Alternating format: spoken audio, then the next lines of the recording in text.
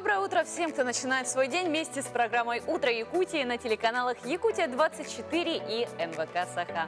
На календаре 16 декабря, четверг. Это утро с вами встречаем вместе мы, Руслан Ачиров и Полина Долинская. Дорогие друзья, сегодня в нашем выпуске мы узнаем, как встречают Новый год в разных городах Якутии. А также мы посмотрим, какие интересные новогодние локации подготовили в фотостудиях нашего города. В Якутске состоится 6-й молодежный медиафорум Якутской епархии, и мы сегодня также в нашей студии пообщаемся с организаторами.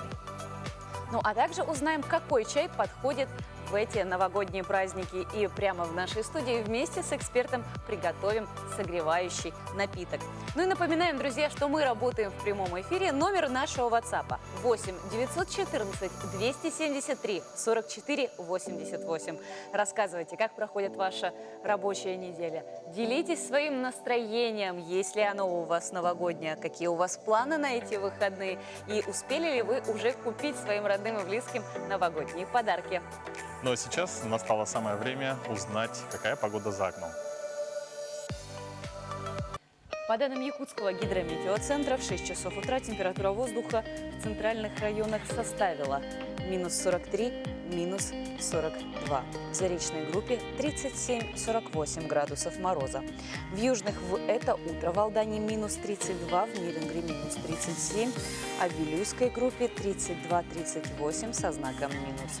В Нижнеленских 40-41 градусов мороза, в западных 29-35, в Колыман-Дигирской группе улусов минус 19 в это утро в Черском и минус 44 в Чукурдате. В Янских 32-43 ниже 0, на северо-западе 34-40 со знаком минус. В Аймиконе в это утро минус 44, а в Верхоянске минус 46. В городе Якутске температура воздуха на 6 часов утра составила 38 градусов, ниже 0. Атмосферное давление 755 миллиметров ртутного столба. Северо-западный ветер дует со скоростью 1 метр в секунду. В течение дня синоптики обещают нам небольшой снегопад, местами туман. Ветер северо-западный подует с порывами от 1 до 5 метров в секунду. В течение дня 35-37 градусов мороза. Сегодня уже осталось около, по-моему, 16 дней. Да, 16 дней до Нового года, до замечательного праздника. Ну и, конечно, мы видим, как все больше и больше новогодних украшений в нашем городе. Я думаю, что и в ваших населенных пунктах тоже. И в связи с этим наш телеканал, наша программа «Утро Якутии» объявляет республиканский конкурс на лучшее новогоднее оформление по 3 номинациям. Лучшее оформление частного дома, лучшее оформление многоквартирного дома и подъезда многоквартирного дома. Будем оценивать оригинальность идеи, художественную выразительность, использование технологий светового и иллюминационного оформления, наличие новогодней и рождественской атрибутики. Заявки на участие в конкурсе принимаются до 22 декабря включительно. Видео или фотографии отправляйте на почту utroякутия@mail.ru с указанием автора и местоположения дома. Имена победителей конкурса мы узнаем 24 декабря. Победителей ждут ценные призы. Давайте создавать новогоднее настроение вместе с программой «Утро Якутия». Да, действительно, друзья, если ваш частный двор, либо ваш подъезд вашего многоквартирного дома красиво украшен, либо украшен красиво двор, то вы можете сделать фотографию, отправить нам на электронную почту, и, возможно, именно вы получите один из наших подарков, который находится у нас сегодня в студии. В течение всей недели мы мотивируем вас теми самыми ценными призами, которые у нас участвуют в розыгрыше. Так что, друзья, атрибутика, а также кухонная утварь, которая создаст вам новогоднее настроение, все это вы можете получить, участвуя в нашем конкурсе. Сейчас все якутяне готовятся к наступающему Новому году. И как готовятся к этому празднику жители города Алдана, мы узнаем в нашем опросе. Ну, новогоднее настроение уже начинается в ноябре. Насчет семейных традиций все собираются вместе, обмениваемся подарками. В классе уже обстановка появляется, украшаем также класс. По поводу подарков, подарки для всех уже заготовлены, для друзей, для близких, для тренера. Но у нас такая традиция в организации, то, что мы подводим итоги года, потому что все поездки, много событий, насыщенная жизнь, много мероприятий проходит. Вот. Мы отмечаем лучших спортсменов, отмечаем всех наших друзей, наших спонсоров, кто нам помогает, родителей, которые нам помогают. Дом уже украшен. Ждали, когда девчонки приедут, уже украсили к ихнему приезду специально. Ну, Новый год, как всегда, дома, с семьей. Уже не первый год я замечаю излюбленную одну из новых традиций наших жителей города, а также за его пределами. Это, конечно же, устраивать новогоднюю фотосессию. Всей семьей собираются в каких-то очень интересных, таких праздничных, полусказочных фотозонах. Кофты красные с Кофту оленями. обязательно с оленями. Кто-то, может быть, приобретает одинаковые футболки, а кто-то просто одевает очень-очень красивые вещи, которые в обычной жизни, то есть, не так часто поводов выйти. И людям, главное, это нравится. В связи с этим у нас вырос именно спрос на такую услугу, как организация новогодних фотосессий. И получается, что у нас в городе очень много разных фотостудий, но как удержаться на плаву среди такой конкуренции и что для этого сделать, мы узнаем в следующем сюжете. Жены военнослужащих Олеся и Марина оказались в Якутске по воле судьбы. Их объединила не только любовь к семье, но и творчество. Раньше они занимались организацией детских фотосессий, поэтому, недолго думая, решили здесь открыть новое детище. Когда мы начинали, мы все скупали с тех городов, где мы жили, да, там через знакомых находили. Вот все это отправлялось транспортными компаниями сюда, потому что в Якутске, к сожалению, сложно это найти. Это возможно, но это сложно. Вот. Сейчас уже как-то есть знакомые, ты уже знаешь, где это можно купить, да, что ты задумала. Вот кто-то тебе может помочь реализовать это и сделать. Как призналась Олеся, при создании фотозон они вдохновляются природой родного края Хакасии и уже любимой Якутии. Сейчас фотостудия «Нави» может предложить клиентам 3 просторных зала, а интерьер меняют каждые 2 месяца. Мы решили с Айтой Открыть свою студию кондитерскую.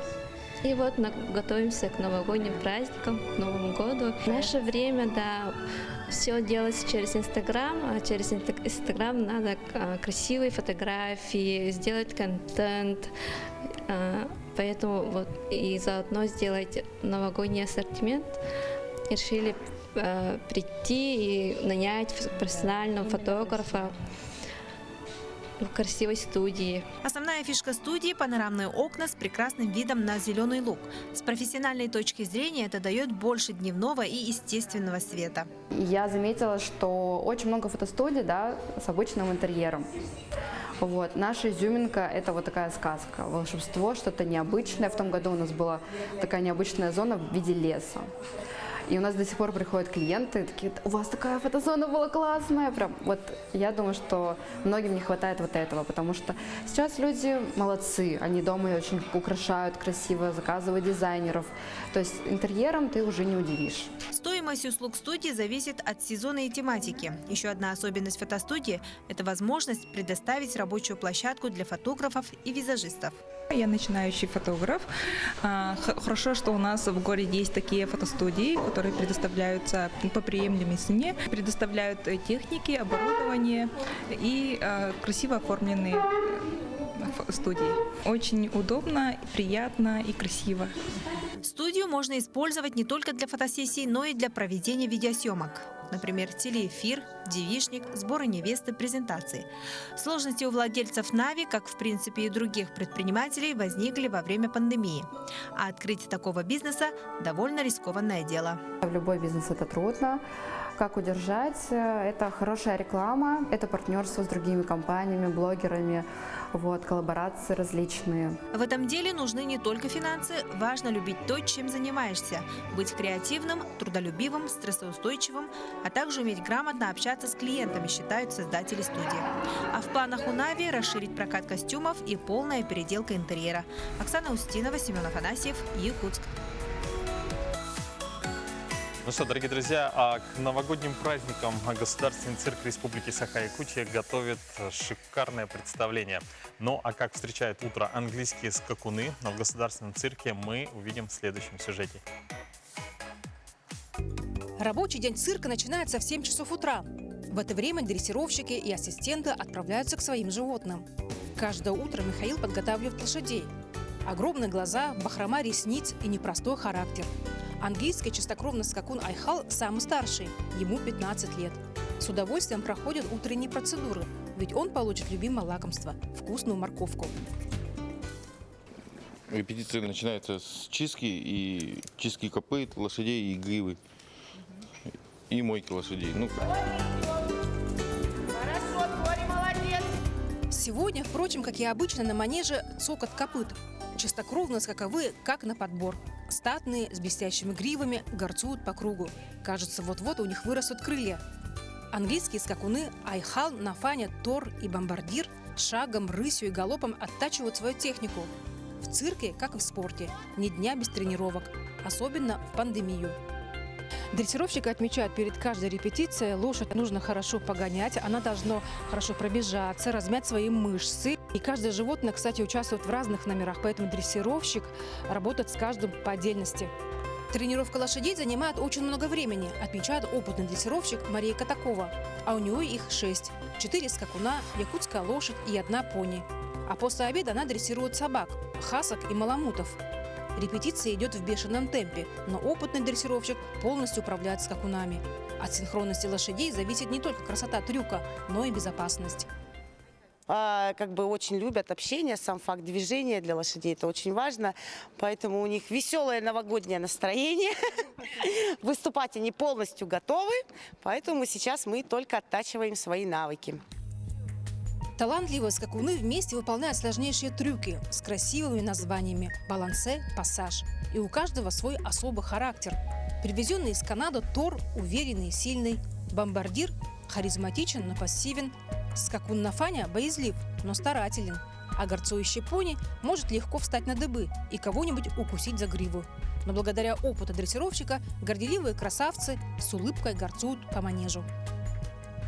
В первую очередь моя задача – это объяснить лошади вообще, в принципе, чего я хочу от них.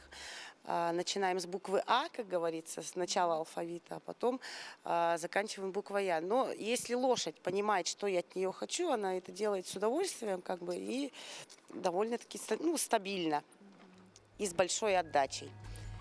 Сейчас все артисты цирка в ожидании новогодних спектаклей. Кресла-портеры уже давно ждут своих зрителей.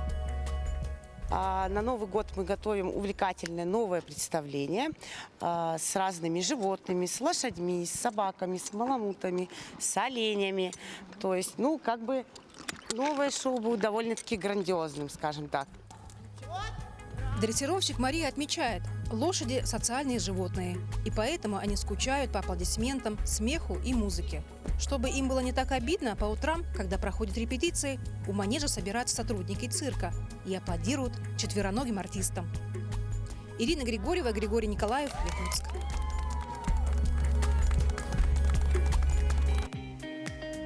Действительно, я думаю, нужно обязательно посетить новогоднее представление от Государственного цирка Республики Саха-Якутия. Кстати, напомню, что они будут проходить до 16 января. Кстати, у нас как раз-таки сложилась добрая семейная традиция. Каждый год мы ходим всей семьей именно на новогоднее представление. И, кстати, очень хорошо это настроение новогоднее, атмосферу радости, чуда и счастья помогает создавать. Я думаю, что вообще нашему городу, в республике повезло, что у нас есть такой замечательный цирк, где можно посмотреть интересные представления, которые с каждым годом обновляются. Талантливых артистов можем посмотреть. И это, кстати, очень главное. И что примечательно, каждый год всегда новый спектакль, который посвящен именно теме наступающего года. Действительно, но мы двигаемся далее, и сейчас с очередной порцией новостей республики и также мировых и российских новостей к нам спешит новостной обозреватель Иван Лазаренко.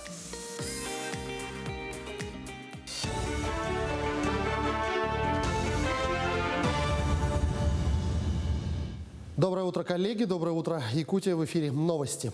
Основной этап строительства моста через реку Лену близ столицы республики начнется в 2022 году. Об этом сообщил глава региона Айсен Николаев в своем ежегодном послании Госсобранию Ултумен. На сегодняшний день завершено обустройство технологической площадки, сетей электроснабжения, связи и газоснабжения. Строительство моста должно соединить БАМ и Транссиб с речным путем по Лене, а через него с северно-морским путем по Ледовитому океану. Протяженность трассы моста через реку Лену будет составлять почти 15 километров, а самого перехода чуть больше 3. Одним из основных событий этого года стало начало реализации важнейшего стратегического проекта Ленского моста. Завершено строительство технологической площадки, переустройство сетей электроснабжения, связи и газоснабжения. С получением положительного заключения глав госэкспертизы на основной этап со следующего года начнется строительство уже непосредственно самого моста. Есть, конечно, вопросы у некоторых федеральных ведомств, которые норовят наш проект оценивать чисто экономическими категориями, но дальнейшее увеличение нашей доли финансирования строительства моста для республики неприемлемо. Ленский мост нужен не только Якутии, это важнейший геостратегический транспортный проект всей России. Бывшее здание Якутского торгово-экономического колледжа потребительской кооперации начали адаптировать под школу. Сюда в следующем году перейдут обучаться дети из школы номер 1 города Якутска, которую признали аварийной. Напомним, здание школы по адресу Ленина, 32 было построено в 1941 году. Степень его износа на сегодня составляет более 70%. Оно признано ограниченно пригодным. Укрепительно-восстановительные работы невозможны. В школе на сегодня учатся 614 детей. После всех ремонтных работ они продолжат получать знания в обновленном здании Кооптеха. Это случится не раньше марта следующего года. На сегодня здесь вовсю идет капитальный ремонт. 2 этажа здания уже подключены к теплу. До конца этой недели здание полностью будет отапливаться. Ну, у нас 4-й этаж уже под отделку идет, там укладывается плитка, керамогранит. На 1-м этаже ведут кладочные работы, на 2-м, 3-м этаже пробивка отверстий под вентиляционные каналы. Будет вентиляция монтироваться. Вентиляция в полном объеме уже заказана. Со всеми подрядчиками договора заключены, которые будут вести работы по инженерным сетям. И до конца года какие работы планируете? Ну, до конца года мы должны завершить все работы полностью по кладки стен, по установке вентиляционных каналов. Но если получится так, что мы всю вентиляцию смонтируем, то уже и на отделочные работы можно будет приступать. Производство альтернативного топлива предполагается на будущей мусороперегрузочной станции в столице республики. Мусороперегрузочная станция с элементами сортировки в Якутске будет производить альтернативное топливо, которое планируется использовать с целью сокращения применения традиционных видов топлива и сырья путем их замещения.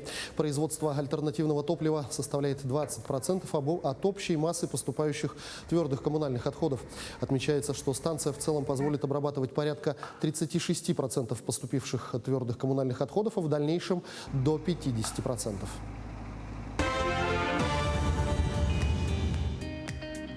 Доброе утро всем, кто к нам присоединился. Мы рады приветствовать вас в это утро на телеканале Якутия-24 и НВК Саха в эфире «Утро в Якутии». Я думаю, все мы знаем, кто такие кинологи. Кинолог происходит от греческого «кион» – собака и «логос» – учение. Это специалист по воспитанию и разведению собак. Но, соответственно, кинология – это наука о собаках, которая лежит в основе собаководства. Давайте поподробнее познакомимся с этой профессией в следующем сюжете. Я всегда четко знала с 12 лет, с 11, чем я буду заниматься. То есть других вариантов не было. Дома всегда были собаки. Это были, конечно же, не породистые животные. Это были дворняжки. И папа разрешал нам заводить все. У нас были все живности, которые существуют, у нас были всегда в доме. Первая моя была собака. Мне ее принес одноклассник и продал нам ее по спекулятивной цене за 15 рублей. Это «хочу быть овчаркой». Ну, вот она, наверное, дала все то, что можно было. То есть все, когда подростки взрослели, ходили, целовались, я ходила на дрессировку собак. Мне уже было лет 19, я поступила на курсы кинолога. На тот момент они были, они проходили в нашем же уже. Теперь я здесь работаю, да, работник этого клуба. На тот момент они проходили здесь. Я записалась, закончила курсы кинолога-заводчика. У меня даже есть медаль, что я являюсь заводчиком, заслуженный заводчик РКФ, Российской кинологической федерации за 20 лет. У меня свой питомник, достаточно известный по всему миру. Наверное, не побоюсь этого слова, потому что мои собаки далеко за пределы нашей России. Моя непосредственная здесь работа – это в основном документация и осмотр щенков. Так называемая актировка щенков. То есть, когда рождаются щенки, я их осматриваю на плембраке, я им ставлю клеймо, я их выдаю им документы и смотрю всевозможные там дочеты или недочеты, породности или непородности. А свои питомцы у вас? Да, у меня есть маленькая такса, длинношерстная, она у меня для поцелуев, она так для души, для сердца. На даче сейчас у родителей есть, осталась сука Алабай, очень крупная 6-летняя сука, ну и все. Наверное, не собаке больше нужна дрессировка, а владельцу. А в каком смысле? Не потому, что нужно владельцу именно самому выполнять, сидеть, лежать и место, да? Он должен научиться, как правильно управлять своей собакой. Для комфортности совместного проживания.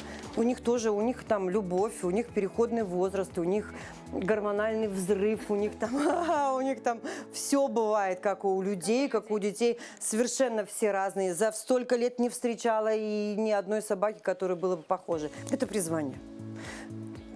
Нельзя, мне кажется, стать кинологом, просто так шел с улицы, там что-то там, лампочка зажглась где-то в голове, а пойду-ка я стану кинологом. Не может быть такого.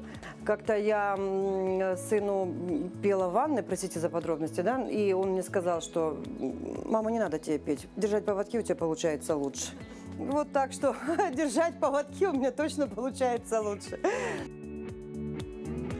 Дорогие друзья, в эти дни стартует 6-й молодежный медиафорум Якутской епархии. И сейчас у нас в гостях Андрей Черкашин, это продюсер, кинорежиссер, художественный руководитель медиафорума. Доброе утро. Доброе утро. Сегодня у нас в Якутске стартует 6-й молодежный медиафорум от Якутской епархии. Расскажите вообще изначально об идее создания этого проекта, на что он нацелен? Проект создавался 6 лет назад под патронажем архиепископа Якутского Ленского Романа. И планировался как некая площадка для обмена мнениями про медиапространство, как общаться в сети. Постепенно мы пошли от того, что просто наши спикеры рассказывали, как они ведут себя в медиапространстве. Мы постепенно пришли к тому, что ввели образовательный формат.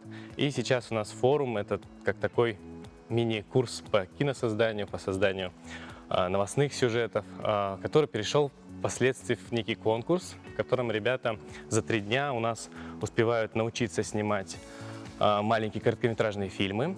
То есть у нас идут мастер-классы по сценарному мастерству, по режиссуре, по операторскому, по монтажу на телефоне. Они за эти 3 дня успевают снять свой маленький фильм где-то у себя дома, и показать его жюри, председателем жюри у нас является Алексей Алексеевич Петрухин, это генеральный продюсер русской фильм-группы. Показывают свои фильмы, оценивают и побеждают. А кто может участвовать? С какого возраста можно вообще участие принимать, просто как смотреть, могут все желающие, а участвовать в конкурсе могут ребята от 12 до 18 лет. А кто будут основными спикерами медиафорума и какие темы по каким темам будут проходить мастер-классы?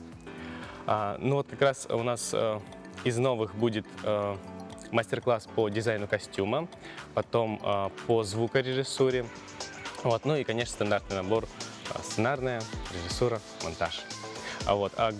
Знаете, у нас такая традиция, мы спикеров, честно говоря, не разглашаем. У нас такая маленькая своя, так скажем, традиция. Но это будут именитые какие-то кинорежиссеры, да, актеры. Конечно. Будет обязательно Алексей Алексеевич Петрухин сам, Анна Чурина. Это из тех, кого могу назвать. Это наши большие друзья на протяжении уже более 3 лет. Мы с ними сотрудничаем. А остальных вы сможете увидеть на форуме. А для кого подойдет этот форум? Вы знаете, на самом деле для всех ребят сейчас мы настолько слились с миром медиа, то есть Инстаграм есть у каждого уже с 10-9 лет, поэтому, мне кажется, каждому ребенку будет полезно посмотреть, увидеть, научиться вот тем знаниям, которые наши спикеры будут рассказывать. Это, во-первых, пригодится им для повседневной жизни, ну а для тех, кто будет непосредственно поступать в будущем или планирует, для них это будет, конечно, маленький такой интенсив. Вы знаете, у нас очень много ребят с медиафорума впоследствии даже поступают в московские и питерские киношколы. Форум проводится уже 6-й год. Есть ли какой-то можно ли проследить, как изменяются темы с течением этих лет и что сейчас интересно участникам? Темы на самом деле довольно простые, как сделать пост в Инстаграме, например, или как правильно снимать себя. На самом деле мы обучаем таким базовым вещам в киномастерстве, в ТВ формате. И их интерес, мы им предлагаем, а им интересно. Ну, действительно, очень хорошо. А вообще в течение 6 лет вообще как изменились участники? Именно от тех, которые был в первом потоке, и нынешние ребята. Вы знаете, ребята стали больше снимать на телефон. На самом деле за 6 лет очень сильно это направление расширилось. И ребята стали такие более, на самом деле, бойкими, если можно так выразиться. То есть если в первые годы они так очень скептически, во-первых, относились к самому медиафоруму, то сейчас медиафорум знают почти все, и с удовольствием бегут участвовать. То есть ребята иногда пишут в личные сообщения, ну что, когда медиафорум, потому что у нас даты переходящие, с сентября по декабрь, и они всегда с таким рвением ждут, когда мы ждем, мы уже готовы.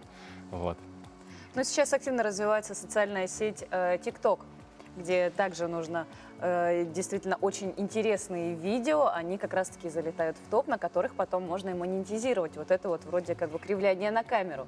Есть ли у вас такое направление? Вы знаете, пока что нет. У нас единственное есть призы за 1-е, 2-е, 3-е место среди участников. Призы, в принципе, денежные. В прошлом году было за 1-е место 50 000 рублей. То есть для ребят, я думаю, это очень такая хорошая мотивация сделать хорошее кино. Ну, сейчас действительно, может быть, даже уклон, можно сказать, что каждый, у кого есть телефон, соцсеть, он такой мини-журналист, да? То есть каждый может сделать какую-то новость или осветить какое-то событие. А какая основная цель медиафорума, чтобы подвести такой итог? Наверное, основная цель — это прежде всего, во-первых, научиться вести себя в медиапространстве молодому человеку и, в принципе, соприкоснуться. У нас, кроме всех направлений медиа, у нас также идет работа, общение со священниками, просто поговорить о тех важных ценностях нашей жизни, которые мы не должны забывать, находясь в сети и вообще в жизни. Большое вам спасибо, мы желаем вам успехов. Сегодня как раз-таки и стартует первый день 6-го медиафорума от Якутской епархии. Спасибо большое. Спасибо вам. Дорогие друзья, мы продолжаем. Далее. У нас следующая очень добрая по-настоящему новость. В Свердловской области дети нарисовали картины для больной белки.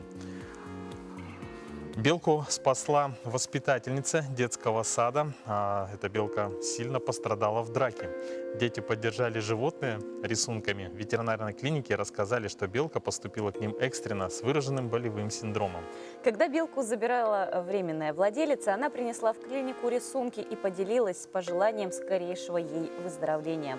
Оказалось, что спасительница белочки, воспитатель детского сада, она поделилась этой историей с детьми, и они нарисовали рисунки. Белка быстро поправилась, и на следующий день ее уже выпустили на свободу. Такая добрая история. То есть, самое интересное, в какой драке участвовала белка. Видимо... Наверное, это была битва за орех или за самую красивую елку. Может быть, это та самая белка из мультфильма ледниковый период. Не исключено. Ну и опять же, у нас скоро Новый год, и почему бы белкам не побороться за те самые орехи? Ну а мы продолжаем тему картин. Первый заместитель председателя правительства республики Кирилл Бычков накануне Нового года решил исполнить мечту первоклассницы художественной школы Алданы Винокуровой. И купил ее картину, которая называется «Чудо в перьях». Картину увидела Марферина Алексеева. Юную художницу Алдану Винокурову с самых малых лет интересует рисование, лепка и все, где можно создать что-то прекрасное. Картина «Чудо в перьях» для девочки особенно любима. В ней она отобразила свою любовь к книгам, а также изобразила тотемное животное ее семьи. Я люблю такие волшебные сказки читать. Или еще приключения у окна читать. Это очень красиво и в тишине. Ночью. Вообще сова в нашей жизни играет огромную роль, потому что это, можно сказать, некий тотем по линии отца Алданы. И сова всегда сопровождает нашу семью. Продажа картин маленьких художников – идея волонтеров. Инициативная молодежь организовала благотворительную акцию «Нарисовать себе сказку», тем самым поддержать творчество ребят и помочь реализовать художественный потенциал с помощью вырученных средств. Неравнодушные люди также поддержали идею акции и пожертвовали денежные средства для покупки расходных материалов для создания картин. И мы закупили материал на как раз реализацию проекта. На 5000 рублей получилось 10 холстов, акриловые краски, кисточки, которые предоставили дыши сами тоже. Собственно, мы отобрали 10 ребят, которые, по мнению преподавателей, вместе согласовали список из 10 ребят, которые должны получить поддержку. Подарить детям сказку решил и заместитель председателя правительства республики Кирилл Бычков. Он приобрел картину Алданы Винокуровой. Со слов зампреда, «Чудо в перьях» произвело впечатление с первого взгляда. Я, увидев эту работу, сразу попросил меня с ней познакомить, и я захотел купить у нее эту работу, потому что действительно молодых художников с таким стремлением, с таким отношением, тем более талантливых, я считаю, что это очень важно поддерживать. Слушай, вот эта картина будет висеть в Доме правительства номер 1. Поэтому все, кто будет приходить в кабинет, будут ее видеть. Цена картины 10 000 рублей. Это первая, но далеко не последняя проданная картина Алданы. На вырученный гонорар художница планирует приобрести графический планшет для рисования, а в будущем юная художница хочет стать дизайнером-модельером. Марферина Алексеева, Владимир Павлов, Якутск. Я как сразу вспомнила эту детскую сказку. Говорят, под Рождество что не пожелаешь, все всегда может произойти и все всегда сбывается. Действительно очень хорошо, когда помогают даже самым маленьким воплотить в реальность свои мечты и поверить в это новогоднее чудо. А когда ему еще случится, если не в Новый год?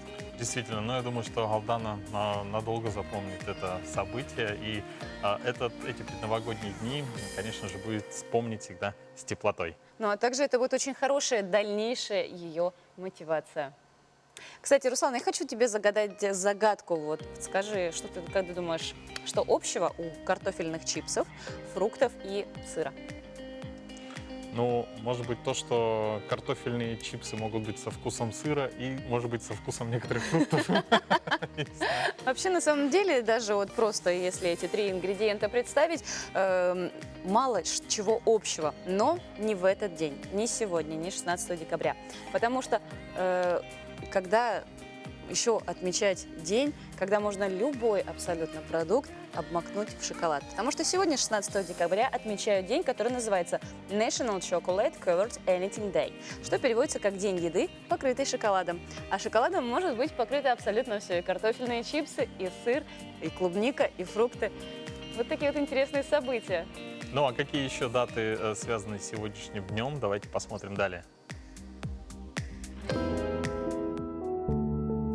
На календаре 16 декабря. В этот день отмечают День независимости в Казахстане, День Победы в Бангладеш. В этот день православные люди отмечают память преподобного Иоанна Молчальника, На Руси в этот день полагалось как можно меньше говорить и даже писать. Считалось, что тот, кто на Ивана весь день промолчит, тот весь год красноречив будет. Люди верили, что молчание в этот день не только избавит от невзгод, но и привлечет к человеку удачу. Тихо в это время было и в зимнем лесу. Охотники выходили в лес, чтобы определить, сколько продлится спокойное время, потому как высоко на ветках белка прячет грибные запасы. Основан итальянский футбольный клуб «Милан». Кристиан Диор открыл в Париже модный дом. В этот день родились Людвиг ван Бетховен, немецкий композитор, пианист, дирижер. Джейн Остин, английская романистка.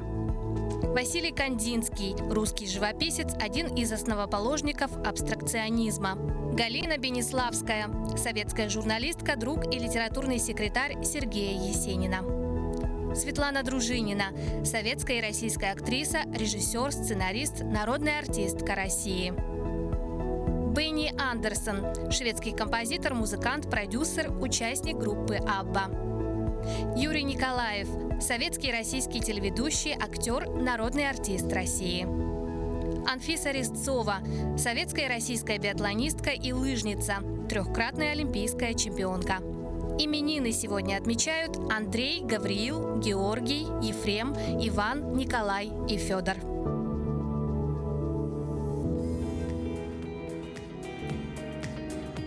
Наступили настоящие холода. Уже никто не спорит, что за окном зима. И в эти дни, конечно, иногда бывает достаточно прохладно дома или в офисе. Многие пользуются обогревателем, либо согреваются с помощью горячего вкусного чая.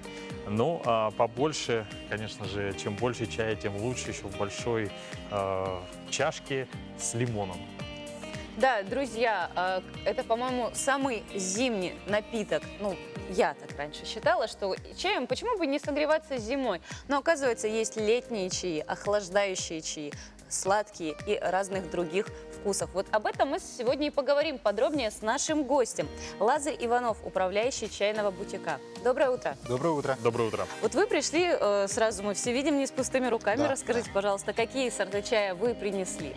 Ну и сегодня у меня в виде разбора, чтобы угостить вас, это у меня свой личный любимый фаворит, черный фруктово-ягодный согревающий чай. Если что, в данный состав входят кусочки розового перца, за счет чего он как раз-таки согревает организм изнутри, что очень приятно в зимние такие холодные времена года. Действительно, Да. это хорошая альтернатива даже тем же самым. Есть же безалкогольные глинтвейны, которые вот как раз-таки их разогревают и верно. греют на горнолыжных курортах каких-то. Тут есть вот чай с перцем. Да. И сразу скажу, что вчера у меня был личный профессиональный праздник, да и для всех Ну, поздравляем вас. Спасибо Поздравляем. большое, да. Международный день чая. И хотелось бы начать с того, что наше население на данный момент не особо привыкло к чайной культуре. И по опыту скажу, что самый распространенный частый вопрос, частая проблема, с которой наши люди сталкиваются. Сколько раз заваривать пакетик? Нет, нет. Это еще бывает по-разному, в зависимости от сорта. Но самая распространенная ошибка, люди считают, что чай – это очень сложная культура, для которого нужны прям какие-то суперспособности даже, скажем так. И сегодня я хотел бы, наоборот, продемонстрировать вам и нашим телезрителям, что чай – это штука довольно-таки простая, и заварить его, даже хороший листовой заварной чай, может абсолютно любой каждый человек, сидя у себя дома.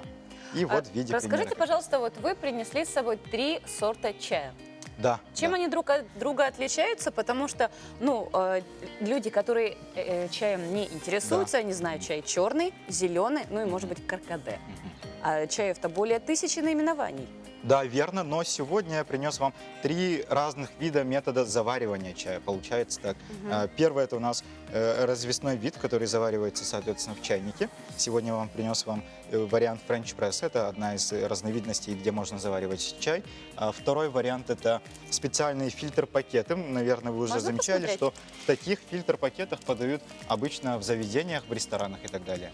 Для заваривания это уже тот в самый чайнике. пакетик чайный. Да, но именно для чайника он нужен, потому что граммовка рассчитана именно под объем 0,6-0,8 литров. Это получается на сколько чашек? Примерно по итогу от такого веса, от такого пакета выйдет порядка 8-10 готовых порций. Давайте уточним. Это как раз-таки для приготовления заварки, которая также разбавляется кипятком? Нет, ни в коем случае. Так заваривать чай абсолютно не нужно и неправильно.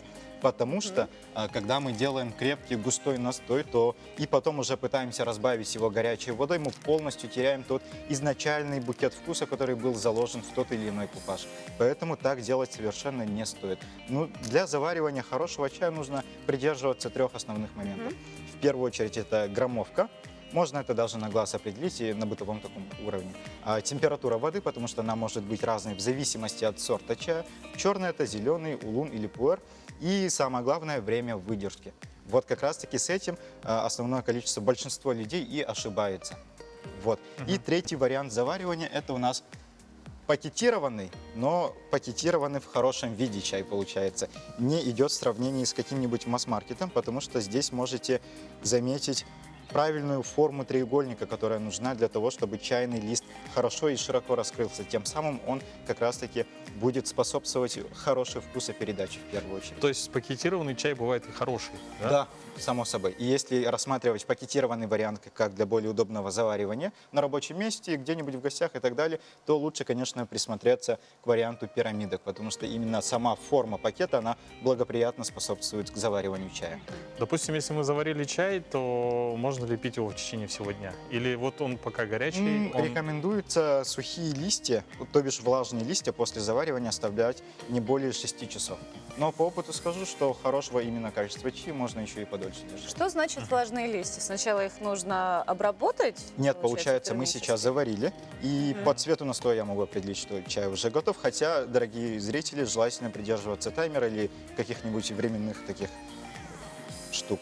И есть у меня один еще лайфхак при заваривании во френч-прессе. Можно заметить, что основной танин, то бишь элемент, который ценится в самом чае хорошем, он у нас уже в виде осадка спадает вниз. Это можно заметить характерным градиентом.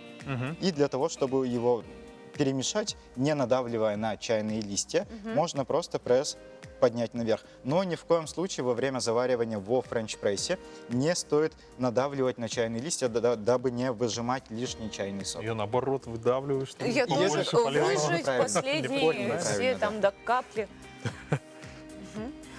Еще такой вопрос. Вы, наверное, как профессионал можете ответить нам, как долго чай, вот самый долгий чай для заваривания, который заварил и нужно выжидать там сутки, может быть, или еще. Годы. Самый долгий, но из таких наиболее распространенных бытовых чаев, то это ферментированный полностью иван-чай. Именно он держится, заваривается наиболее долго, рекомендуется от 10 до 12 минут. И время заваривания еще различается его количеством пролива. Например, мы заварили в первый раз, на первый раз нужно выдержать не более 3 минут, рекомендуется.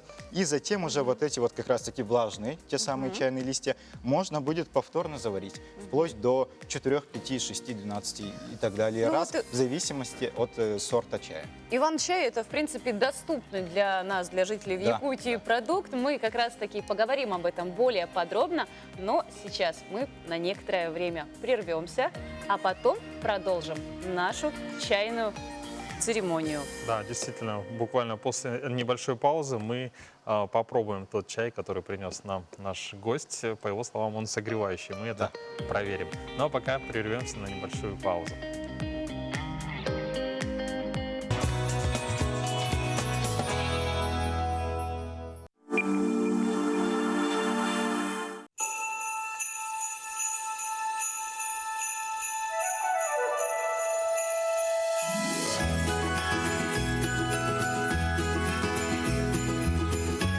Пусть в Новый год исполняются все желания.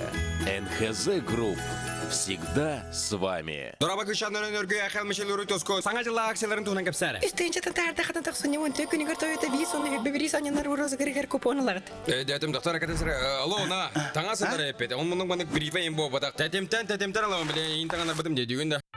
Поспешите подготовить свой дом к Новому году вместе с Растор. Новый год уже близко. Купите новогодние подарки с живым поздравлением от Чесхана и станьте участником супер-розыгрыша. Выиграйте робот-пылесос или 20 тысяч рублей наличными. Ценокос магазинга саңа жылларга бары-бары табар. Асты кутуяр таңа көжүстәк бытовой химия, оғылырға оңюр делея. Эхет комос араха. Ценокос устук дердемилге барыста коруй. Надо торопиться, если хотите заселиться. 2- и 3-комнатные квартиры в 16-м квартале по улице Петра Алексеева от ООО СПЗ ДСК-1 33 13 28. Микрорайон Звездный. Это школы, детские сады, поликлиника, безопасные дворы без машин, идеальная комфортная среда обитания. Звездный. Место, где хочется жить. Справки по телефону 506 999.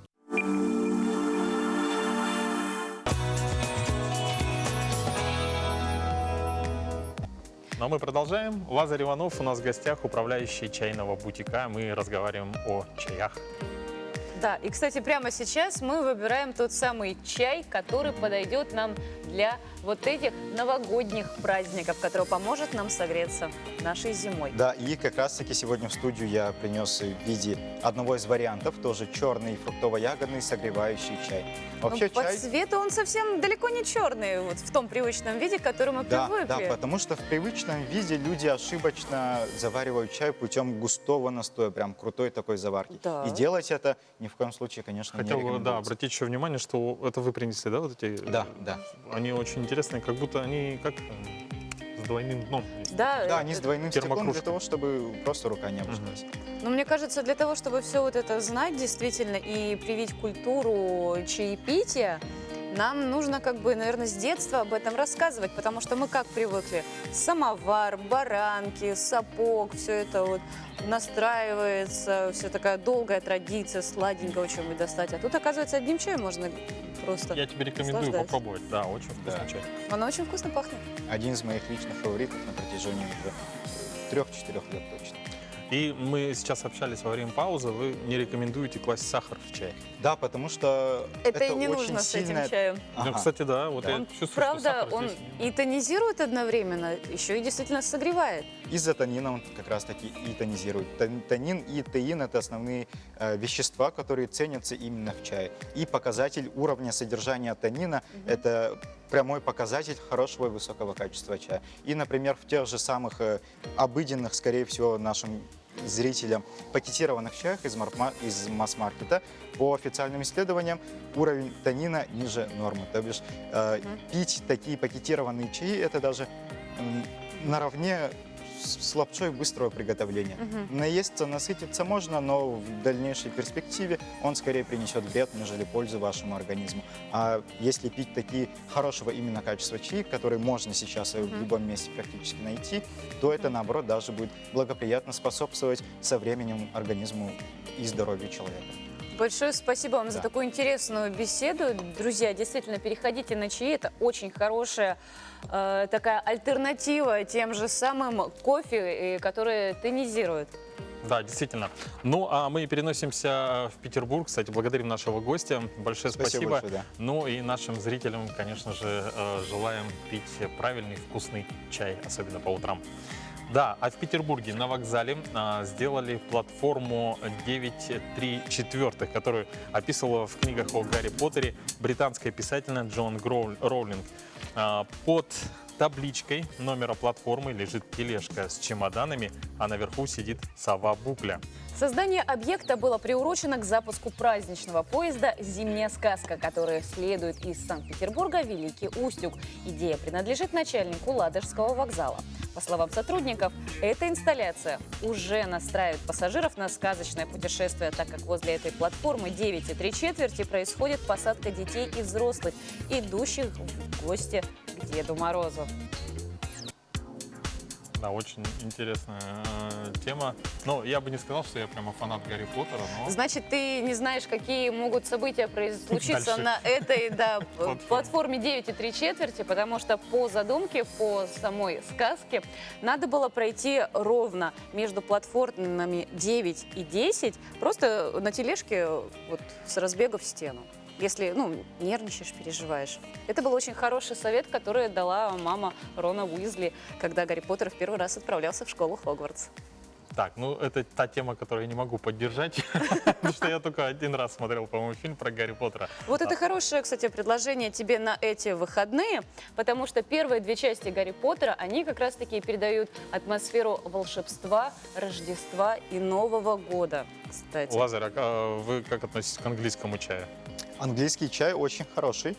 И есть еще один всемирно известный популярный сорт.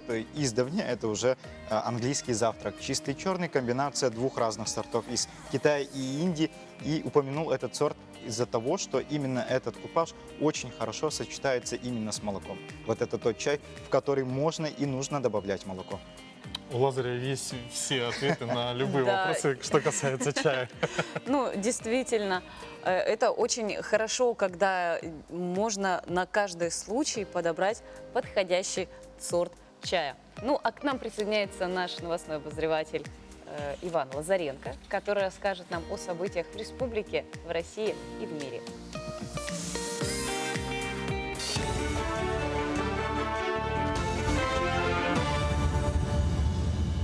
Доброе утро, коллеги. Доброе утро, Якутия. В эфире новости. В колледже инфраструктурных технологий Северо-Восточного федерального университета впервые в России стартовал чемпионат WorldSkills Россия по новым IT-компетенциям. Студенты колледжа технологий приступили к решению задач в новых направлениях. Специалист по тестированию игрового программного обеспечения и цифровая трансформация. В этом году на базе колледжа инновационных технологий чемпионаты проводятся в 22 компетенциях. Ежегодно сооружаются новые площадки и мастерские, позволяющие проводить самые актуальные в сфере IT-направленности. Участие в чемпионате принимают не только студенты, но и школьники со всей республики. Если мы начали с 5 компетенций, то сейчас мы участвуем уже в 22 компетенциях. Да? Значит, последние, если 3 года взять, то в 2019 году мы участвовали по 19 компетенциям, а до этого 15 компетенций было. И по 19 компетенциям в 2019 году 19 медалей завоевали. Поэтому обычно вот эти ребята, они очень хорошо владеют этими компетенциями. И, конечно, в своей области они уже лучшими становятся специалистами. Даже они, независимо от того, что они занимают места или нет, да, на чемпионатах, независимо от этого, вот как они готовятся, все равно вот процесс подготовки дает сформирование вот профессиональных именно компетенций. Не только WorldSkills, но и вот тех компетенций, которые предусмотрены по ГОСам. Чернышевский рыбзавод в Мирнинском районе республики планирует установить садки для выращивания мальков чера и форели на территории площадью 240 квадратных метров. Оборудование должны доставить в район до мая следующего года. Ожидается, что в этих садках к концу следующего года будет выведено не менее 10 тысяч мальков. На реализацию проекта потребуется около 4 миллионов рублей. Половину затрат в качестве субсидии выделят из бюджета Мирнинского района. В постоянном представительстве Якутии в Москве открылась выездная фотовыставка на 1 век из жизни Витима, посвященная 400-летию основания поселка Витим Ленского района.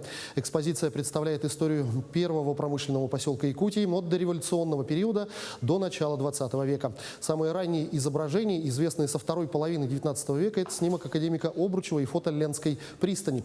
Также зрители смогут увидеть и другие редкие экспонаты. Выставка организована при содействии Департамента по охране объектов культурного наследия республики. 2 года назад на площадке постпредства был презентован исторический фотопроект «Зашиверск. Взгляд через века», посвященный 380-летию одного из самых загадочных городов Сибири. Фотовыставка на 1 век из жизни Витима будет работать в Москве до января 2022 года. У нас в республике очень большое количество населенных пунктов, обладающих уникальной историей. Это, конечно, и Витим, про который мы сегодня говорим, это и Алекминск, и Вилюйск. Мы договорились с коллегами, двигаясь навстречу 400-летию, которое мы будем отмечать в 2032 году, попробуем каждый год показывать какие-то населенные пункты, в том числе пользуясь площадкой нашего постоянного представительства, чтобы в финале, пусть это будет через 10 лет, у нас была большая галерея фоторабот, посвященных различным совершенно уголкам, различным городам, даже таким, которых сейчас уже нет на карте, как город Зашиверск. На этом пока все. Я с вами прощаюсь. Отличного дня. Замурчательно красив, а в Грозном выбрали самого красивого и стильного кота Чечни. Жюри конкурса красоты среди кошек в Грозном выбрали самого стильного питомца республики. Победителем в престижной номинации стал кот по кличке Ричи. Завоевать сердце жюрителей и зрителей питомцу помогло не только его природное обаяние, но и модный образ с кожаной мини-курткой и очками. Соперниками Ричи на конкурсе, который состоялся в рамках фестиваля «Кофе-фест» в столице республики в воскресенье, стали 26 не менее стильных кошек и котов. Ну а в финале конкурса жюри отобрало 3 фаворитов, однако победа все же осталась за Ричи. В награду за почетное первое место коту вручили диплом и новый лежак. Ну, такому стильному коту действительно нужен очень стильный лежак, чтобы он лежал в своих очках, попивал молочко, и все у него было замрочно. Действительно. Ну, а членов жюри можно называть действительно жюрители, да? То есть пожурить кошечек, выбрать самого стильного и красивого кота. Ну что, друзья, пришло время прощаться, но прощаемся мы только до завтра. Встретимся снова на телеканалах Якутия-24 и НВК Саха в программе «Утро Якутия».